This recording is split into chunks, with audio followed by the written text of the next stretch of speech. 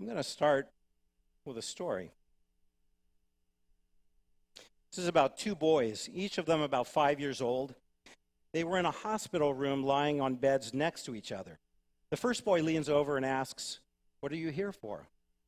The second boy says, "I'm getting my tonsils out. I'm a little nervous." The first boy says, "Nothing to worry about. I had that done last year when I was 4. They put you to sleep, and when you wake up, they give you lots of Jell-O and ice cream. It's going to be okay." The second boy looked a little less worried, says, "What are you in for?" First boy says, "My parents converted to Judaism, and I'm here. The Moyle is going to be here in a moment to circumcise me." Second boy gets a pained look on his face. He says, "Whoa, I'm really sorry. I had that done when I was born, and it was a year before I could walk."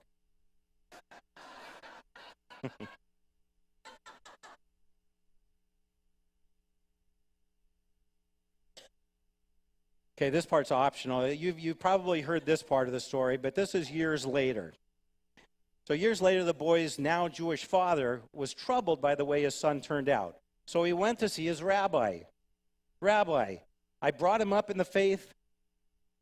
When we converted, I had him circumcised. Gave him a very expensive bar mitzvah. It cost me a fortune to educate him. Then, he tells me last week, he decided to become a Christian. Rabbi, where did I go wrong?" The rabbi, he strokes his beard and he says, "Funny you should come to me. I too brought up my son as a boy of faith. He was bar mitzvahed, and we sent him to a very expensive yeshiva, and it cost me a fortune. Then he too came home one day and tells me he wants to become a Christian. Oi, what did you do, Rabbi?" "I turned to God for the answer, and he spoke to me. Funny you should come to me."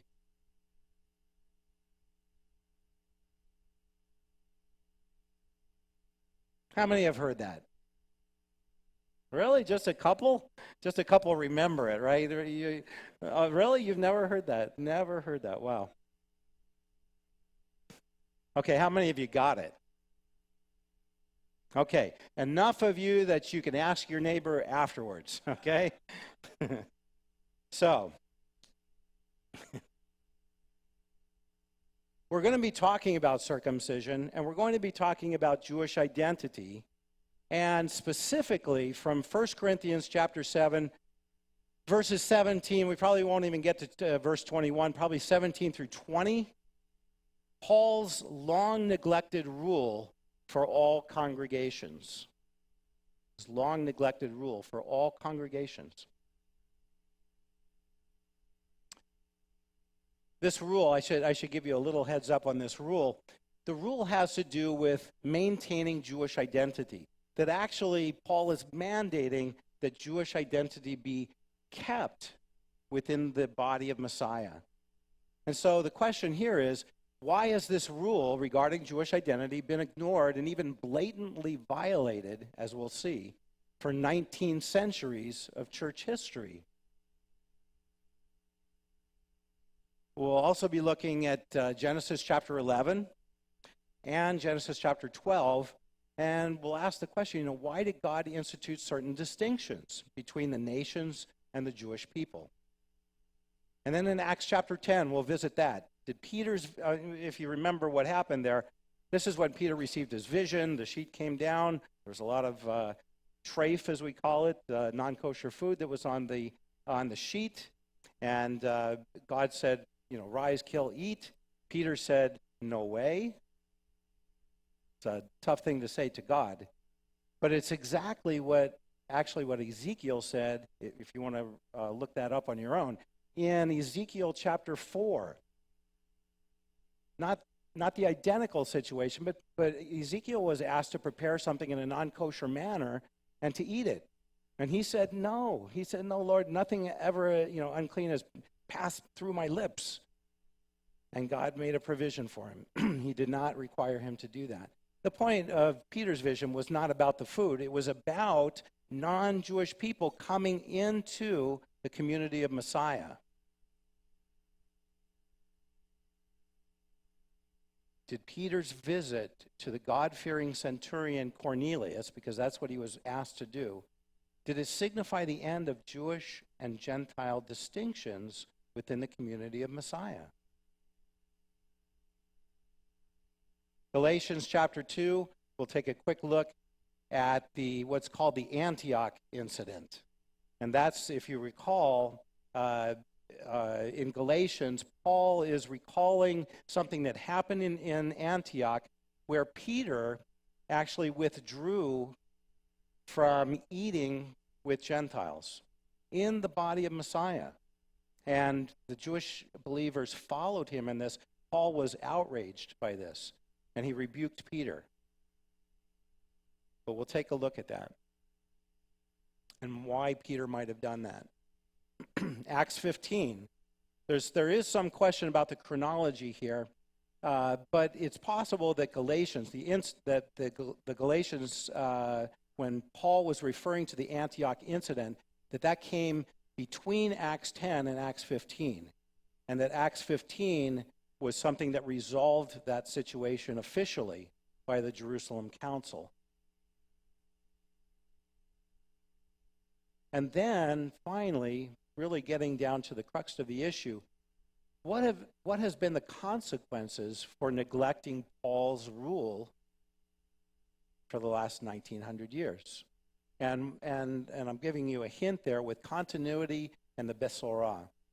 The continuity meaning the continuity of Jewish identity for those who come to faith in Yeshua, and also it has ramifications for presenting the Besorah, the good news of Yeshua, to the Jewish community.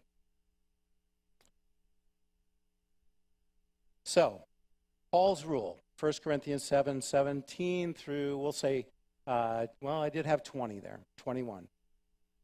So we'll take a quick look at this. Only as the Lord has assigned to each one, as God has called each, let him walk in this way.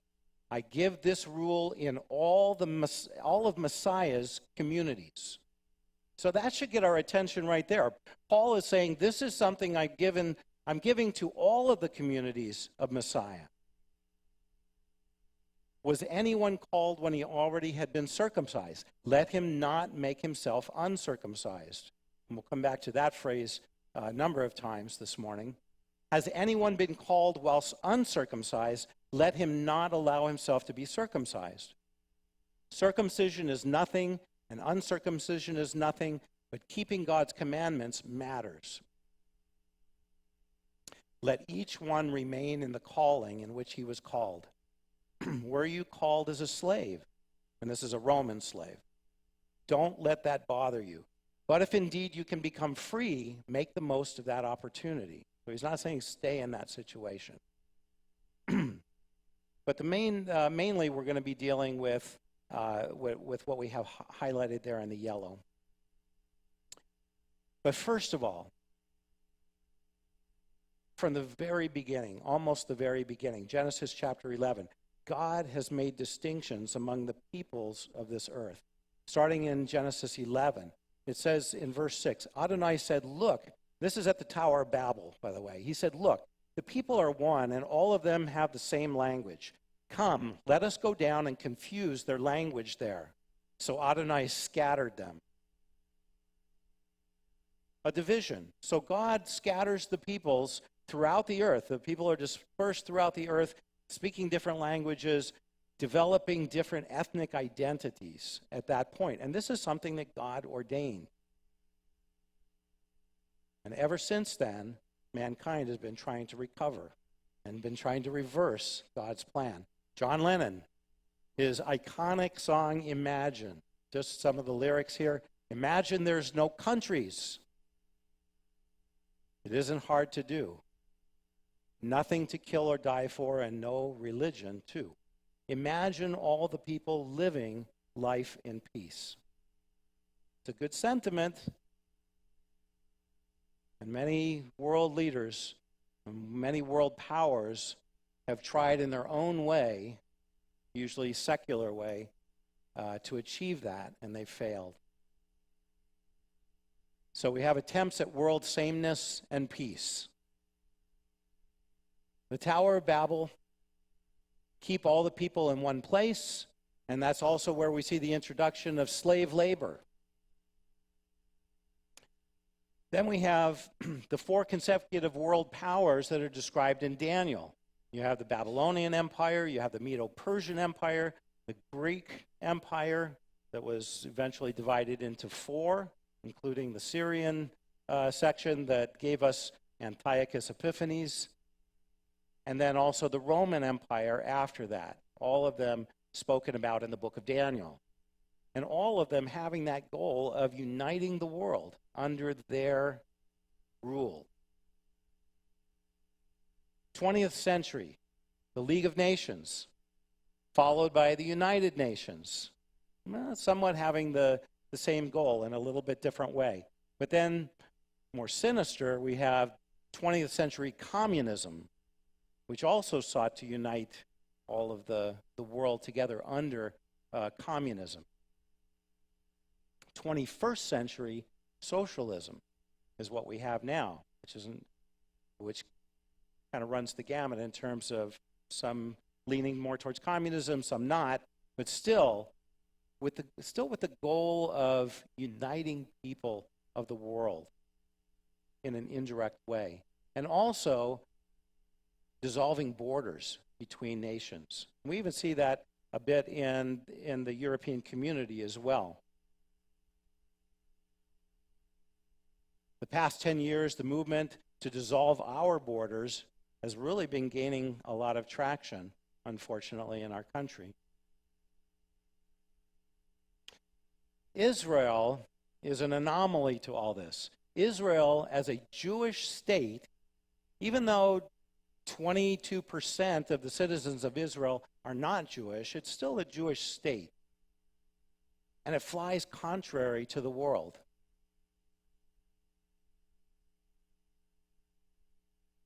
Genesis 12, directly after Genesis 11, of course, Genesis 12, we're introduced to Abraham, and we'll see that God divides the world. There are nations, of course, many nations, but God, in a general sense, divides mankind into 2 groups, as we'll see. Genesis 12:2. God is speaking to Avram at this time. He hasn't been renamed to Abraham yet. And I will make you a great nation, and I will bless you, and I will make your name great, and so you shall be a blessing. So God is, his desire is for Abraham and his descendants, including the Messiah, but all of his descendants, to be a blessing to the nations. And I will bless those who bless you, and the one who curses you I will curse. And in you all the families of the earth shall bless themselves. So, in a sense here, in a very real sense, God is dividing mankind into 2 groups, 2 general groups, Israel and the nations. And we see that from Genesis through Revelation. But even though we think of this as perhaps a division, it's really a distinction, because God is describing mutual blessing here. Abraham and his descendants are to be a blessing to the nations, but also it says, as the nations bless Abraham and his descendants, that they will be blessed as well. They'll be blessed by Abraham, they'll be blessed by God. So there's really a system of mutual blessing that God is establishing here.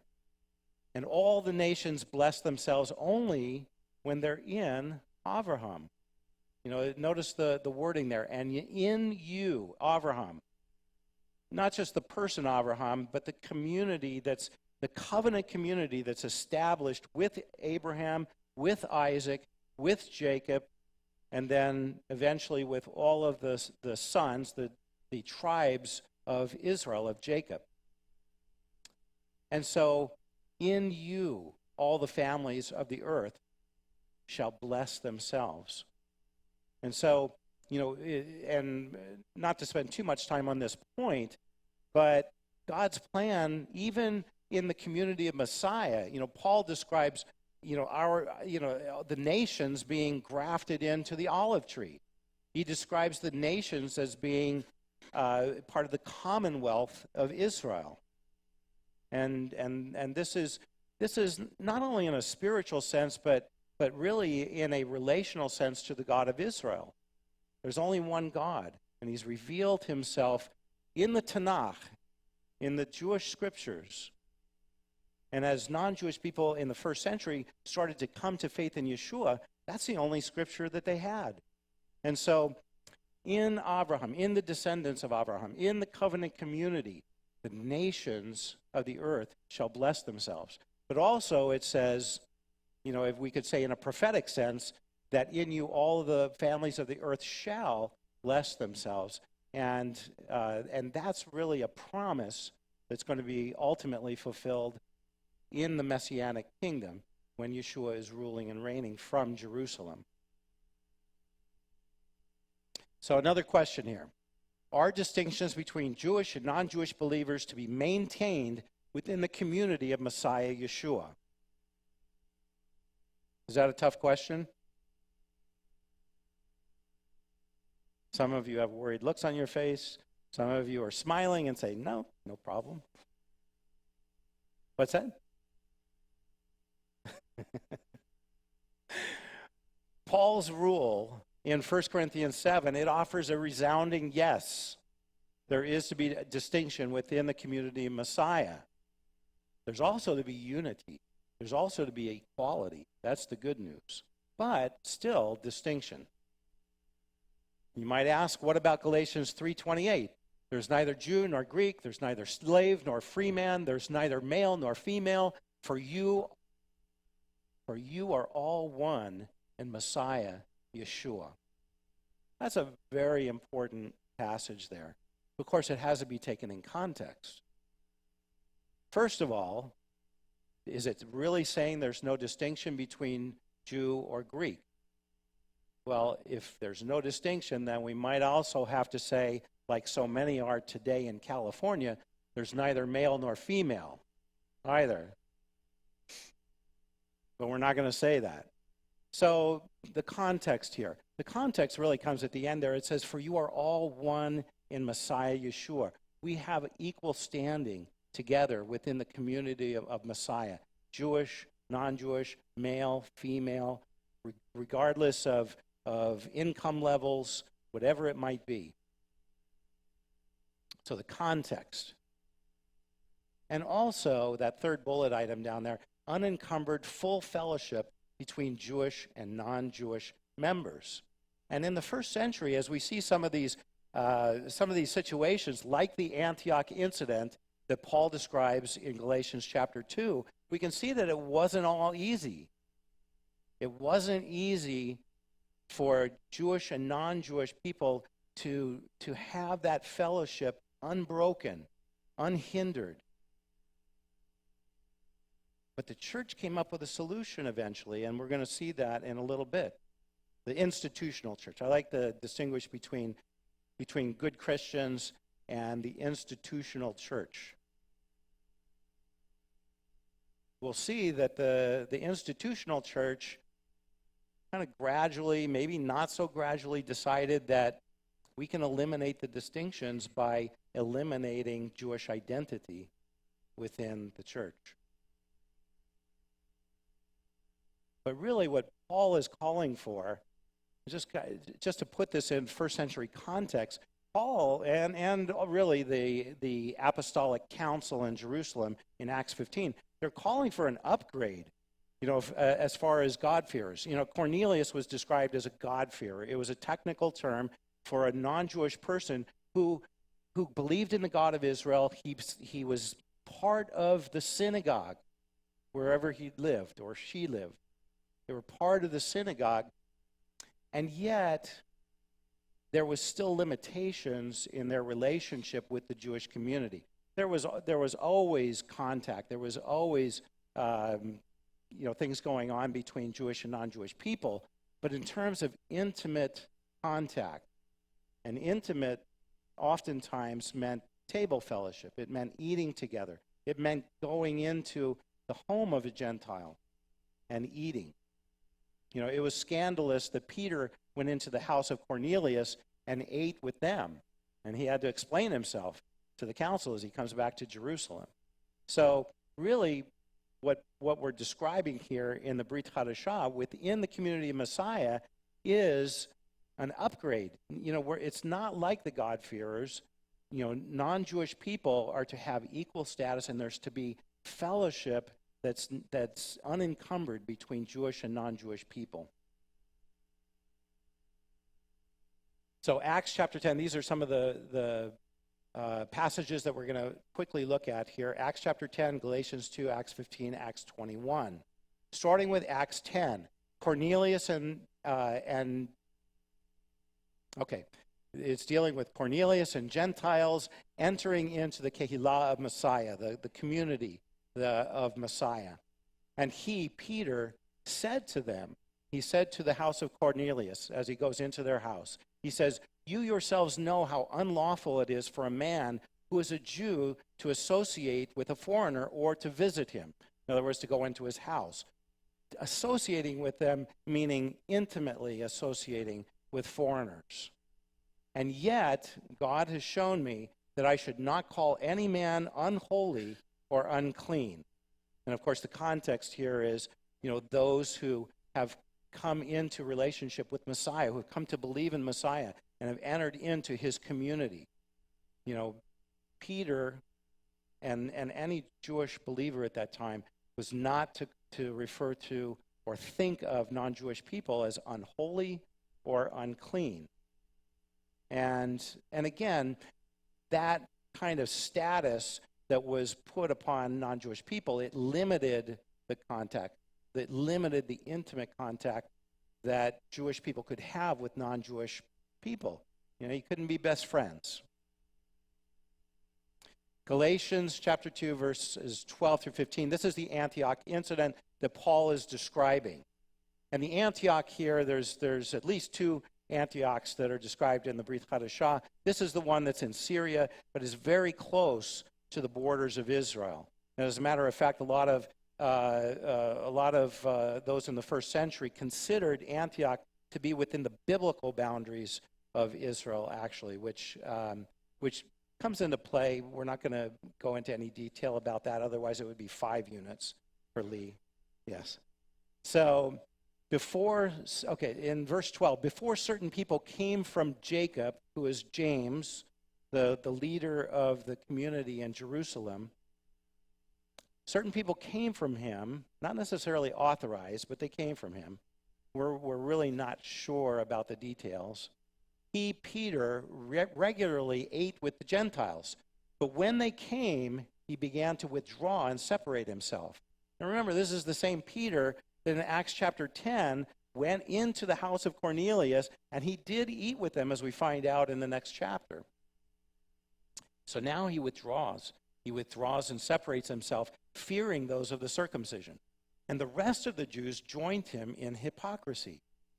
And I just want to say, this most likely has nothing to do with whether, there was danger of the food not being kosher, or acceptable for Jewish people to eat, because, by this time, some of these people had been God-fearers before they even came to faith in Messiah, and those who came to Messiah would have gone into the synagogue just to learn the scriptures, if nothing else, and they would have learned all these things. The diet most likely would not have been any consideration here. In verse 13, and the rest of the Jews joined Peter in hypocrisy, even Barnabas. But seeing that they were not walking in line with the truth of the Besorah, the good news, I said to Peter, if you, being a Jew, live like a Gentile, which is a very misleading statement here, live like a Gentile and not like a Jew, how can you force Gentiles to live like Jews?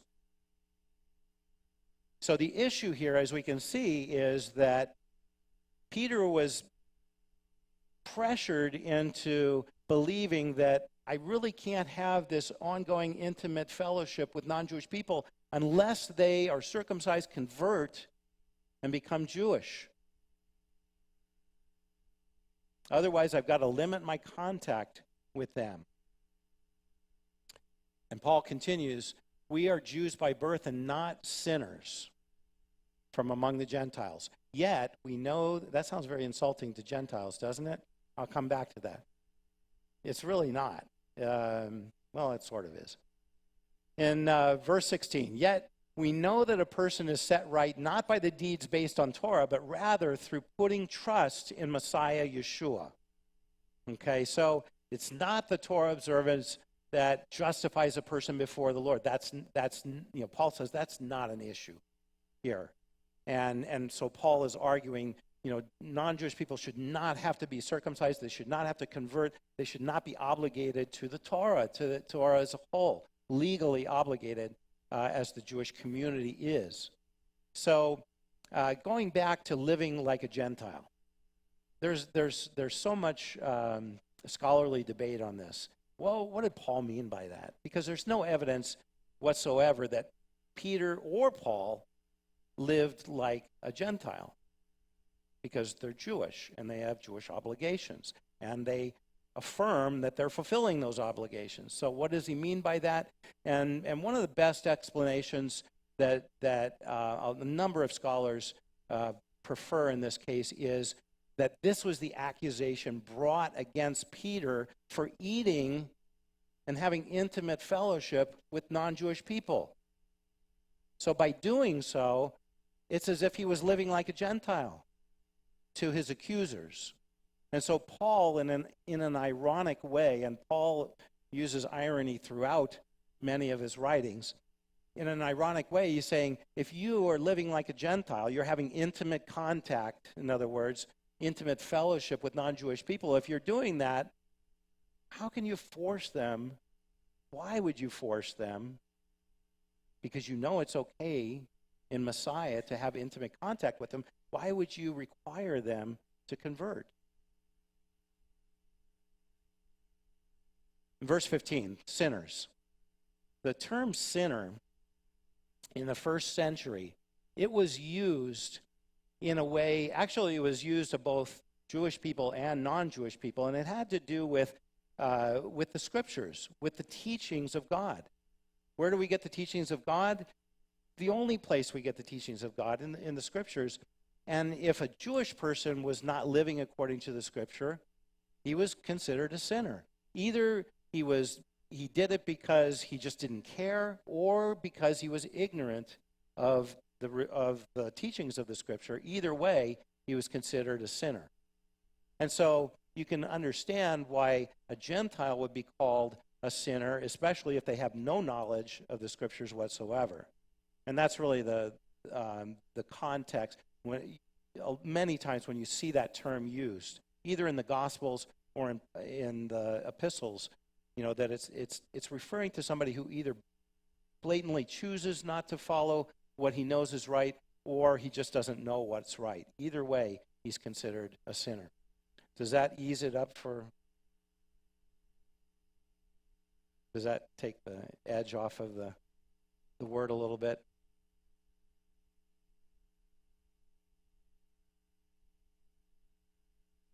Okay, we'll talk about that. Okay, Acts 15:5. So we're going from, we've had Acts chapter 10, when Peter goes into the house of Cornelius, non-Jewish people are starting to come to faith. And then we had the Antioch incident where, okay, now we don't know what to do with the Gentiles. Peter's being pressured to withdraw Jewish people from fellowship with the non-Jewish people. And Paul comes against Peter, and we're going to see who wins out. In Acts chapter 15, this is the Jerusalem council that's going to deal with the question, do Gentiles do they have to convert, and do they have to come under the obligation of the Torah in order to be saved, in order to even to have full fellowship with the Jewish people within the community? And it says, certain ones, this is in Jerusalem, certain ones of the sects of the Pharisees who had believed in Yeshua, stood up saying, it is necessary to circumcise them and to direct them to observe the Torah of Moses. And the apostles and the elders came together to look into this matter. Okay, you get the feeling already in Acts 15, this is many years after the resurrection of Yeshua. And it kind of makes you wonder, didn't Yeshua, give a little preview to the to the apostles, that this situation was going to come up and here's how you deal with it. But apparently Yeshua left this to the apostolic council to deal with it. And so they're looking into this matter. They're deciding, what is right? What is right for these non-Jewish people who have come to faith? And it doesn't say that, it was an easy decision. It says there was much debate. And then Peter stood up, and it seems like Peter's already been swayed to Paul's position. Paul's position prevailed. No circumcision was required. Minimal legal obligations for the Gentiles. We had those just a few laws that were given to them. Some argue that those were Noahide laws or related to an early version of Noahide laws. Many argue that it was from Leviticus 17 and 18, which had to do with laws of non-Jewish people who were dwelling within Israel. And so that's a subject for another time. But minimal obligations, full membership into the saved community of Yeshua. Jewish obligations to Torah remained unchanged. Otherwise, and this is something to think about here, why would there have been a lengthy debate about Gentile obligations if the Jewish believers were not obligated? It would be a senseless debate, a senseless argument. Just something to think about. Acts 21, verse 20. This is much later now, and this is actually Paul's last time coming into Jerusalem before he is taken to Rome and eventually executed. But in Acts 21, he desires to come and he desires to share the good news with his brethren in Jerusalem. Well, he comes in and he finds out from James, who's Yaakov, he finds out that there's been great slander against him, terrible accusations against him, which we'll see in a moment. But James or Yaakov, he points out, look, there's tens of thousands of Jewish Yeshua believers, and they're all zealous for the Torah. Paul, here's what, Paul must prove that he's not guilty of those slanderous accusations that were made against him. The first one being that he teaches Jewish Yeshua believers outside of Israel to forsake Moses. In other words, the covenant of Torah. Number two, he teaches that the Jewish Yeshua believers should not be circumcised, and they shouldn't circumcise their children. The third accusation against Paul is that Jewish Yeshua believers outside of Israel should not live or literally walk according to the Jewish customs, which is in this sense, it's the halakha.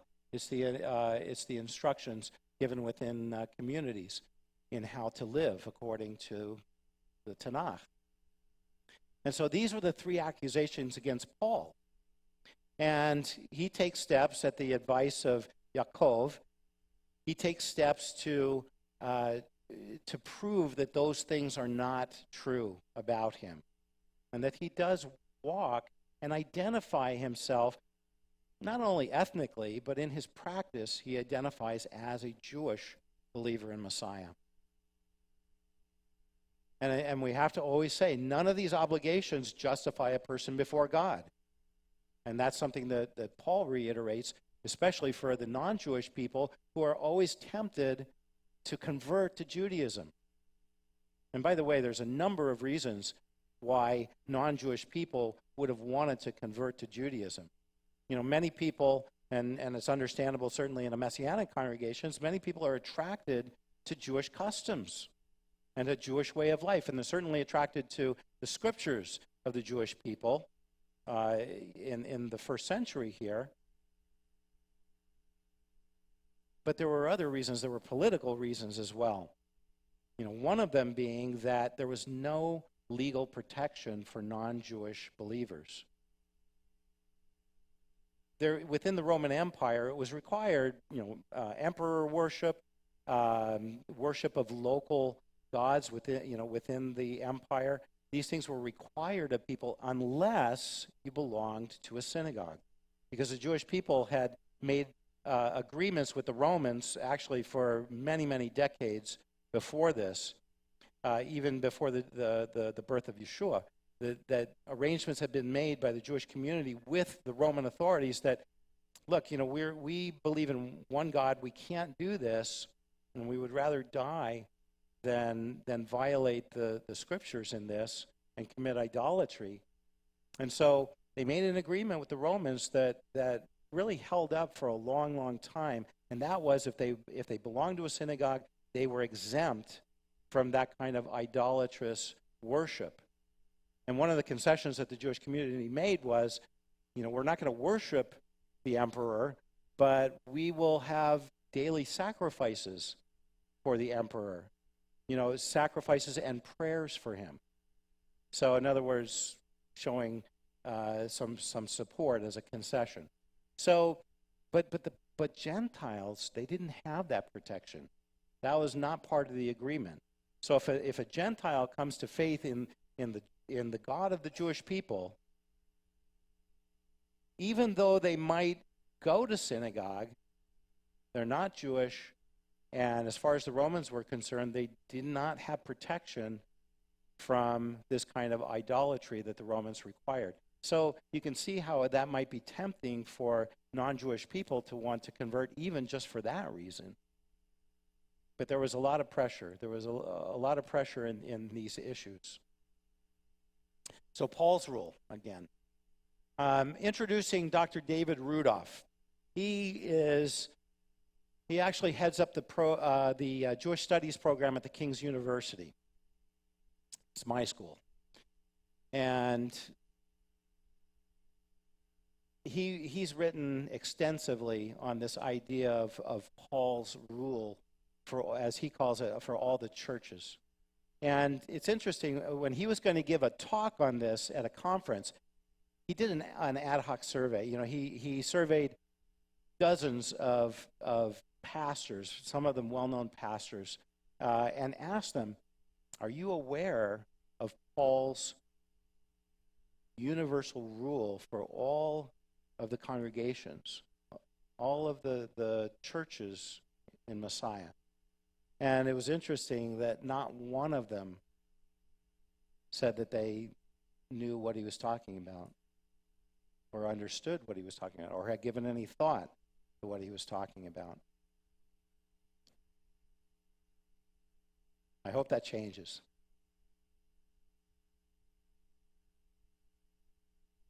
And we're back here to 1 Corinthians 7:17. Again, only as the Lord has assigned to each one, as God has called each, let him walk in this way. I give this rule in all of Messiah's communities. Should have underlined all. And I should have put it yellow in a different font, or a different color at least. Was anyone called when he already had been circumcised? Let him not remove his circumcision, which is literally what it says there. Let him not remove his circumcision. Now, I point this out because that phrase comes from not the Tanakh, but it comes from 1 Maccabees. And we're going to see as we look at that passage that not to remove your distinctness from the nations is what it's saying.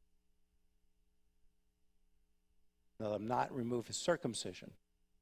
Okay, Maccabees, 1 Maccabees, chapter 1, 11 through 15, where the expression removed the marks of circumcision, which is another way to translate what Paul wrote, referred to the rejection of biblical obligations.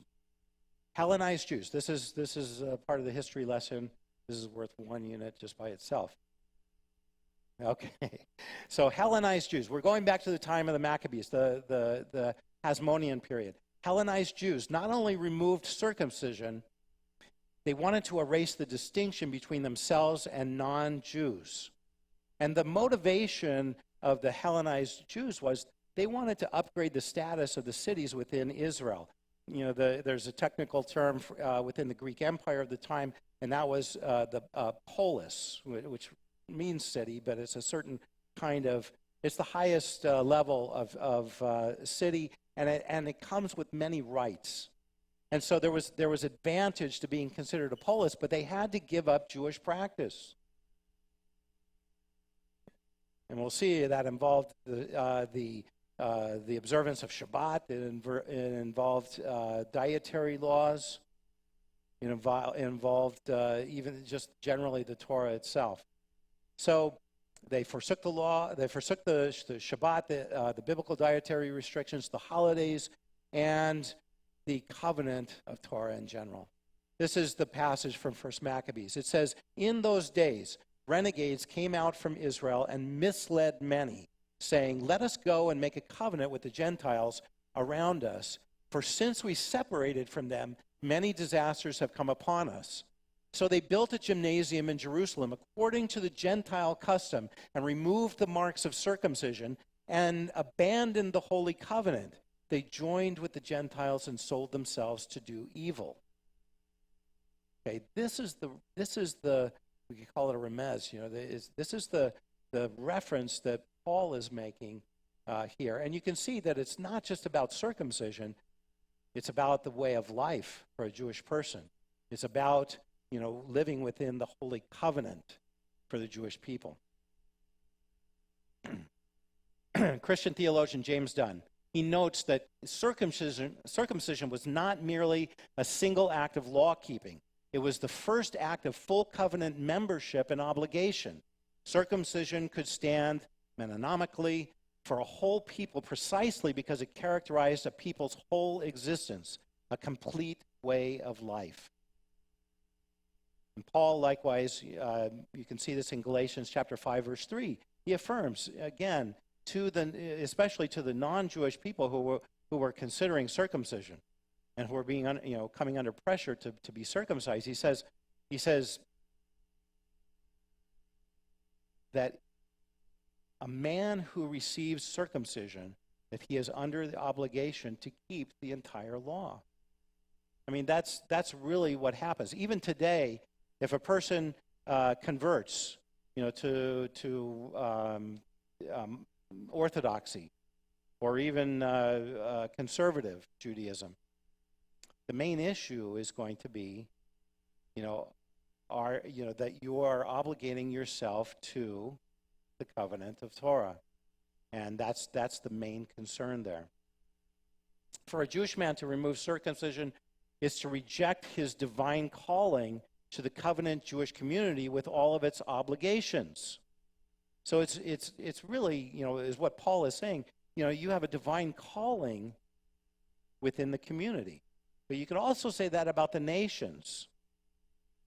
So the Gentiles have a divine calling as well. And Paul wants Gentiles to retain their ethnic identity as well for many, many reasons.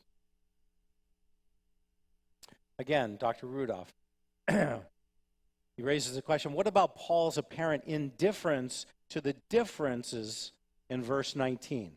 When it says circumcision is nothing and uncircumcision is nothing, what counts is keeping God's commandments. And again, the issue is context. Is circumcision really nothing? Well, in a certain context, yes, and that's what Paul's bringing out. In terms of our relationship with one another, in terms of our equality within the community of Messiah, circumcision is nothing. Because God wants us, his will for us is to be one within the community of Messiah. It has no bearing on our justification and our reconciliation with God. That's never the issue. Even though for some of the Gentiles who were considering circumcision, they thought that was an issue. In Yeshua, Gentiles, the uncircumcised, they have full citizenship. So, 1,900 years of violating Paul's rule for all the congregations. That's a pretty bold statement. The rule, this is the part we're going to focus on. Jewish, Yeshua believers remain circumcised and Jewish in practice. Through most of the 1900 years, this is Dr. Rudolph again, the church's policy has been the exact opposite of Paul's rule. Jews who believed in Yeshua were expected to leave behind their Jewish identity and assimilate into Gentile Christianity. That was kind of the answer for unity within the body of Messiah.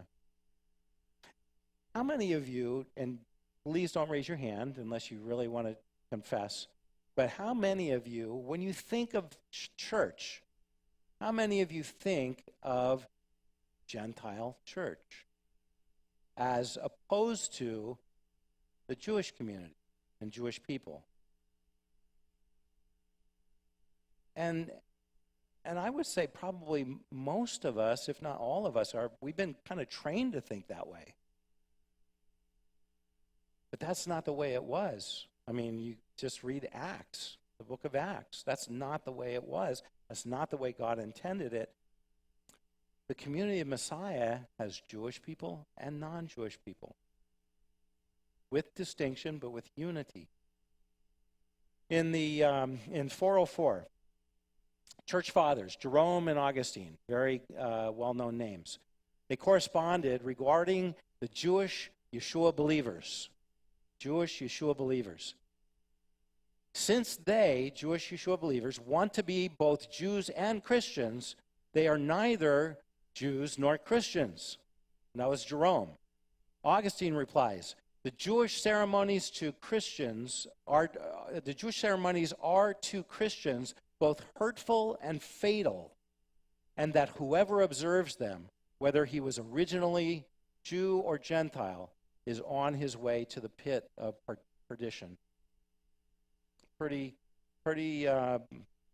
awful statement.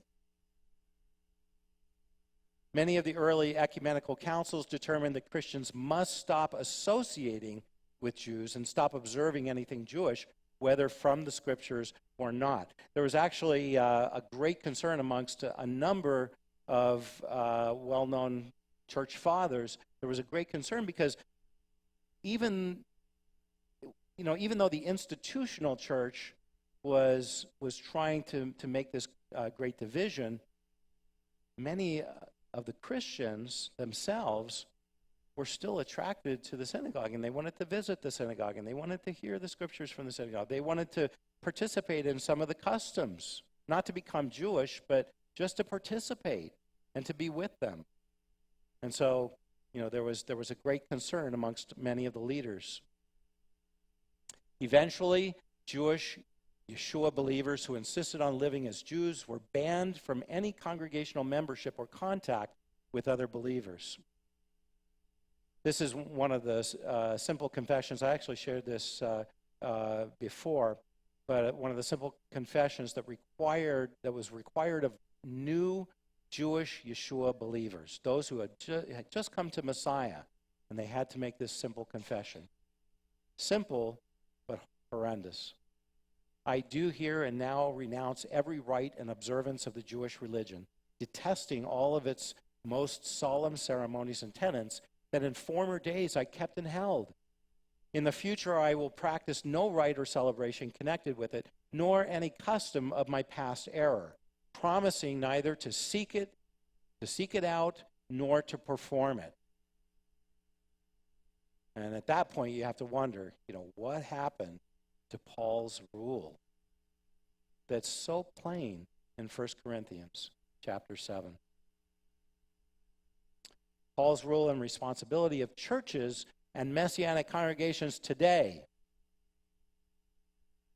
We live in a post-Holocaust time. The Holocaust was traumatic not only for the Jewish community, but it really cut to the heart of many Christians as well. Individual Christians and Christian denominations. And many, since the Holocaust, have begun to renounce supersessionism, which is basically a term for replacement theology, the church replacing Israel as God's chosen people and his covenant people. I would say even though this really started to take place in the 1960s, and it's been continuing on to this very day. But the theology is really slow in adjusting to the post-supersessionism. But it is adjusting. Here is Dr. Michael Visegrad. He passed away a few years ago. He was a very interesting man, brilliant scholar. He actually visited Messianic conferences and he spoke at Messianic conferences, had relationship with Messianic leaders. He was an Orthodox Jew. His statement here, he was concerned about Jewish continuity within the church. And he said, if the church acknowledges the abiding reality of Israel's corporeal election, in other words, not supersessionism, it will naturally expect baptized Jews within the church to maintain faithfully their Jewish identity. He didn't agree with Jewish people, coming to faith in Messiah, although he had a healthy respect for Yeshua. But he said, if a Jewish person, if they come to faith in Yeshua and they're within the church, that they still have an obligation to maintain their Jewish identity. Very much what Paul was saying. But if the church truly believes that it has superseded God's covenant with Israel, it will prohibit or discourage Jews from preserving their identity as Jews and members of the Jewish people. In short, the problem of supersessionism turns on the church's capacity to acknowledge the distinction between Gentiles and Jews.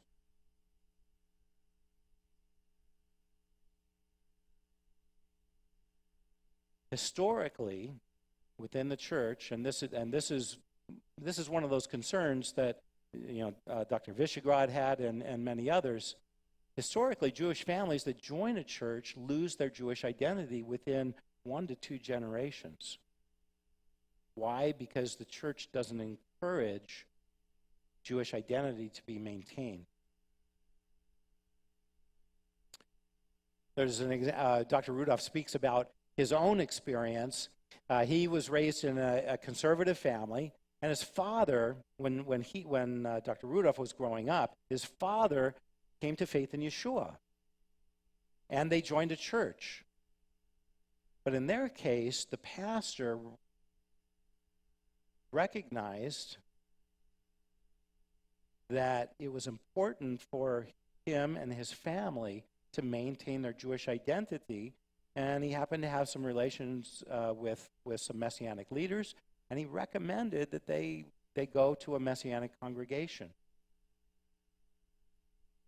They did so, and Dr. Rudolph grew up within a Messianic family, and he maintained his Jewish identity. His children maintained their Jewish identity. His grandchildren are now being raised as Jews as well. We can see that Messianic congregations really can fulfill a very important void within the community of Messiah, just in that sense. There's a recent sociological study, a number of them actually. A Jewish sense of identity and generational continuation is fairly high amongst Messianic congregational members compared with the wider Jewish community. And the measure for that was ritual fidelity. Did the person regularly attend synagogue? Did they fast on Yom Kippur? Did they visit Israel? Did they teach Hebrew? Are they observing Shabbat and the Jewish holidays? And are they not putting up a Christmas tree? Those are some of the criteria, some of the measures. But the Messianic community scored well in relationship to the wider Jewish community. Another interesting one, the National Jewish Population Survey, is being Jewish very important in your life? That was one of the key questions in the survey. Is being Jewish very important in your life? In the Orthodox community, this is surprising to me.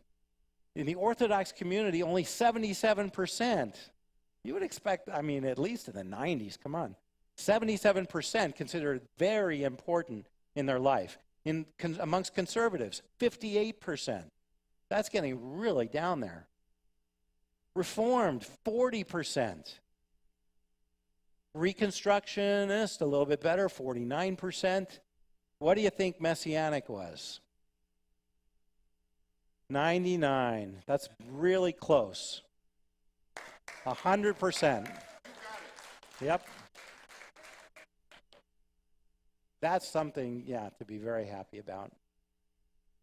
So, improved Jewish perceptions of Yeshua and the Besorah when Paul's rule is followed. These are the advantages here. Jewish perceptions of Yeshua change when Jewish people maintain their Jewish identity after coming to faith in Yeshua. It's pretty natural. And in presenting the good news, the Besorah, to presenting that to Jewish people. If you maintain your Jewish identity, of course, that's going to put some weight behind your message. Yeshua and his shlichim, the apostles, were concerned about maintaining Jewish identity and calling. Yeshua and his shlichim valued covenant fidelity. In fact, warning you might want to read in Deuteronomy 13. There's a warning there. If somebody takes you away from the worship of God and to something else, you're supposed to treat them as a false prophet. Yeshua and his shlichim, including Paul, valued covenant fidelity. Faith in Yeshua includes continued membership in the Jewish community and continued Jewish practice.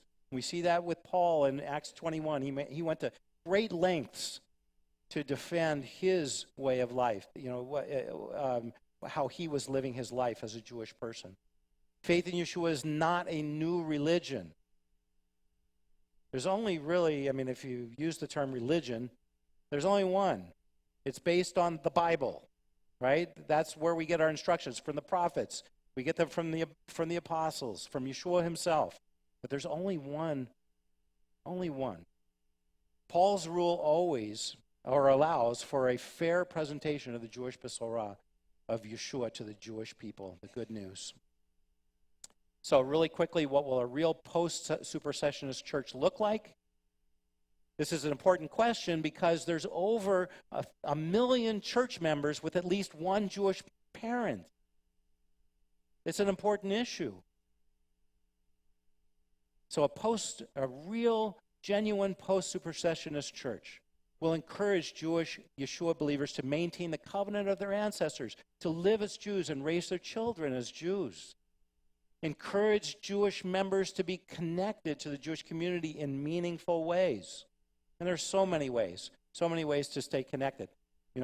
My family, we have stayed connected for decades, and in various ways. I even coached basketball at the Jewish Community Center. Just doing, it's amazing the kind of relationships that you develop just by being there. Encourage Jewish members to observe Shabbat at Jewish holidays. Hang a mezuzah on their doorposts. Encourage them to avoid treif. You know what treif is? Treif is that's the pork and the shellfish and certain kinds of fish, the things that the Torah doesn't allow for in terms of eating. Avoid treif. Circumcise their sons. Prepare their children for bar and bat mitzvahs. This is an obligation not just for Messianic Jewish congregations. This is an obligation that Paul says is for all of the congregations of Messiah. Some aren't equipped, some are better equipped than others, but everybody should be thinking this way, especially if you have any Jewish people in your congregation. Encourage them to observe rituals for weddings and funerals, and counsel engaged couples to make sure that they both have a commitment to raising Jewish children. Even if one is Jewish and one's not, they should both have that commitment. Honor distinctions while ensuring unity within the body. There should never be divisions, ever. Within what we could call a bilateral church or a bilateral ecclesia or a kehillah, it just recognizes that there are Jewish people and non-Jewish people within the body of Messiah. Be willing to refer members to a Messianic congregation that they trust, especially if the church is not equipped really to help Jewish people maintain their identity. So, conclusion. This is the last slide. You can applaud. Conclusion, Paul's neglected rule for all. Okay, Genesis 12, it tells us that from the very beginning, God's plan was that there's to be mutual blessing between Israel and the nations, the descendants of Abraham and the nations. And that's to be maintained even within the body of Messiah. The shlichim, the apostles, upheld the distinctions between the Jew and non-Jew within the body of Messiah. The institutional church has neglected historically, if not violated, Paul's call for Jewish identity and practice to continue in Kehilat Yeshua, the community of Yeshua, for almost 1,900 years. Post-supersessionist theology, it has to catch up. It still has some catching up to do, but many, many churches now are really starting to think in this way. Messianic congregations are helping to meet the need for Jewish practice and Jewish identity. Churches can do more to encourage and accommodate Jewish members. We can do more to connect with the wider Jewish community. That's true of Messianic congregations and the church community as well. But you know what? There's so many in the Christian community and in churches that have such a love, for the Jewish people and Jewish communities, and this is on the heart of so many people. Circumcision and Torah fidelity does not justify us before God. Our unity and fellowship, Jewish and non-Jewish, is only possible in Yeshua. Let's stand together, and we'll have the musicians come up. And let's pray. Heavenly Father, Lord, we recognize the distinctions that you've made for us and for the benefit of everyone. You've even set apart the Shabbat from other days for our blessing. At the end of Shabbat, we thank you for the important distinctions and separations that you've made for us. Blessed are you, Adonai, our God, King of the universe, Hamavdil ben Kodesh lechol, who makes a separation between the holy and the common, between those things you have set apart and everything else. Ben or lechoshech, between light and darkness. Ben yom hashvi'i lesheshet yemei ha'maaseh, between the seventh day and the other 6 days for work. Ben Yisrael la'amim, between Israel and all other people groups. We thank you for those distinctions, Lord.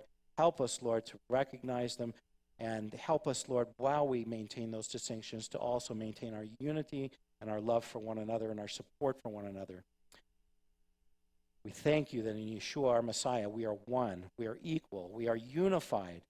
And for many Jewish men and women in churches, including those who may only have one Jewish parent, help them to remain circumcised and to connect with the Jewish community and the wider Jewish community, and bless those non-Jewish believers here and in other Messianic congregations who desire to participate in Jewish community life or simply to be a blessing. May you bless them. Help us to revitalize Paul's neglected rule for all the kehilot of Yeshua. And we ask it in the name of Yeshua, our Messiah. Amen.